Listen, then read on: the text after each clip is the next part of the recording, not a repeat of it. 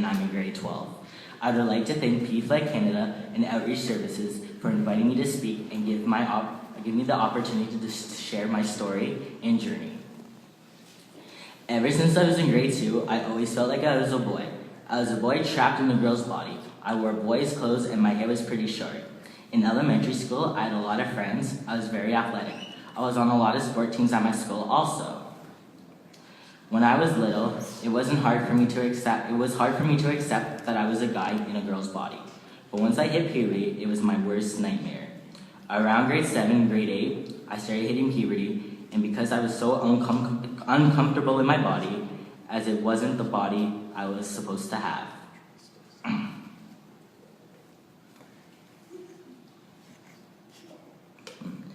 It was a very stop Adam. It was very challenging for me. As I used to get bullied a lot because of the way I dressed. I would get prank calls, I got beat up, I've been robbed, I've been jumped.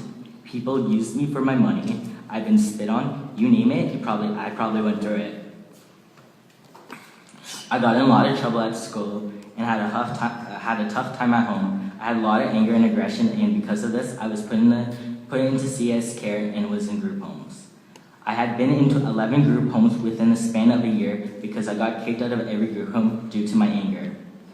As I got older, when I first came out, the bullying got a lot worse. It wasn't only the kids, it was from staff in my group home that I lived in. I lived at a place called Bayfield for the summer of 2011, and when I tried to come out as trans, I was beaten up pretty bad.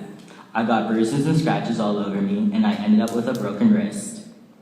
I was subjected a lot of the violence and abuse. Needless to say, Bayfield and Interface, the classroom I was at, were two of the places that weren't really accepting of me being transgender. I couldn't take on the constant bullying, and I was very depressed. My parents didn't understand what I was going through at first, and it started issues in my group home, saying how they had brainwashed me. Losing friends who I thought were close, and ruining my relationship with close friends due to my ever-changing moods being on testosterone. However, things have definitely started looking up for me. When I moved to the Iris house in October 2011, they were very friendly to me and helped me a lot. I came out to the staff, and they have been very accepting. I have kind of educated Ontario family group homes on what transgender is, and now they have a couple of kids who lived in their houses, and they have been extremely amazing with them. Even when I lived at Worcester and Marta, they were also positive houses, and I felt accepted and safe, and they helped me to be the person I am today. The director, Courtney of Iris, and Kate, the supervisor, helped me connect with CAMH and helped me with my name change, which was a huge thing for me. I also got a part of a doctor in Peterborough named Logan Athen, and she helped me get on testosterone on October 9th, 2011.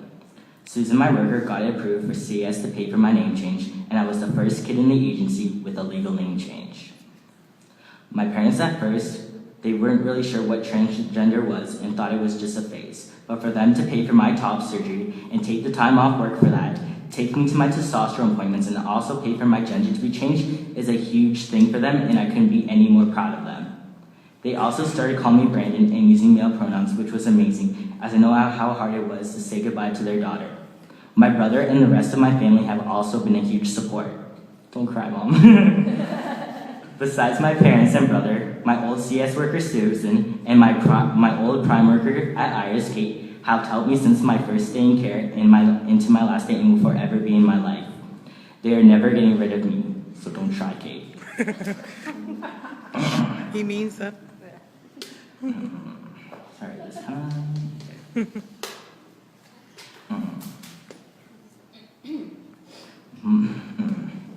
Sorry. I also have a lot of friends from Rainbow Camp. My best friends, Adam and Anna, have also been by my side through everything. Adam's father was a huge supporter as well. He and Adam helped me to come out as being trans. Adam's father's passing away was very saddening and a difficult thing to process. My biggest motivators are Kate and Susan. No matter how bad and how hard I had struggled or had difficulties, they were always there for me. They always told me I had an amazing story and that I need to let the world know and make a difference. They said that I was meant they said that was what I was meant to do. In June 2014, when I got asked to do my first speech at CAS Pride Day, I refused for a while as I was afraid to tell people who I truly was, as all I wanted to be known as was just a regular guy. But I am a regular guy, and I had to fight very hard to be myself and to be the person I am today. Rainbow Camp was an awesome experience for me as well, and I'm so thankful and grateful I had the chance to go. All of the kids and staff were amazing, and everyone was accepting and encouraged each other, and we could all be ourselves. If I had not had the positive support and encouragement that I needed, I would not be in this place that I am in today. There was a lot of doubt and hesitation about my ability to succeed and actually go somewhere in my life. Some people thought that I would actually be one of those kids who either slipped through the cracks or end up in jail. I definitely proved them wrong. I am the living proof that no one should ever stop fighting for who they are, and that support is sometimes found in the most hopeless of places.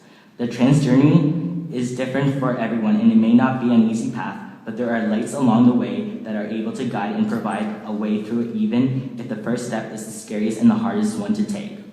My living proof is that I am attending a regular high school again and will be graduating in June. I will be hopefully attending Durham College for Child and Youth Worker program in September. I live on my own in my own apartment, something people thought that would never happen. I'm finally free to be truly who I am. I'm doing a lot of guest speaking about my journey and encouraging and educating others to either start or support one's journey. I sometimes perform with Club 717 as a youth performer also. I have also helped many other transgender peers with their transition by getting them connected to the right resources to start their hormones treatment. I would like to thank you for listening and letting me share my journey. I hope that I have been able to inspire and encourage you all. Actively continuing your support for the trans community. I'd also like to give a big thanks to Marissa from Outreach Services and my buddy Jason from Outreach, as well for helping me prepare my speech, and also Karen Edwards for everything she has done for me in the last couple of weeks. And also Adam, Anna, Asen, my mom, and Kate. Thank you everyone, and Iris. Thank you everyone.